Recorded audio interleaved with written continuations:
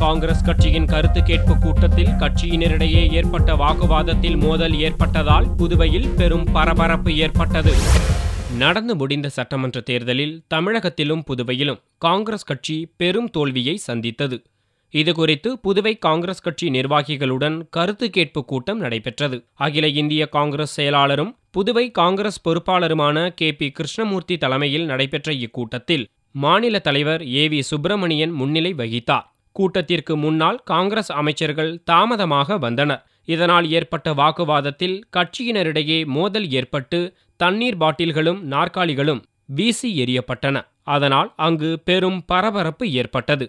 கூட்டத்திற்கு வந்திருந்த மத்திய அமைச்சர் நாராயணசாமி, முன்னாள் முதல்வர் வைத்தியலிங்கம் ஆகியோர் கட்சியினரை சமாதானப்படுத்த முயற்சித்தும் பலனளிக்காததால் கூட்டம் பாதியிலேயே முடிக்கப்பட்டது.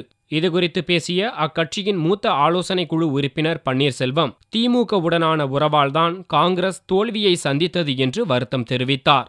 பாண்டிச்சேரியில் என்னென்னைக்கெல்லாம் பாதிக்கப்படுகிறதோ காங்கிரஸ் அப்பப்பெல்லாம் மத்தியில் ஆட்சி போயிடும். சோனியா காந்தி ராகுல் காந்தியுமா உயிருக்கு ஆபத்துங்க சார். திமுக காரங்க கூட உறவு கூடாதுங்க. திமுகவுடைய உறவால தான் நம்ம காங்கிரஸ் கட்சி.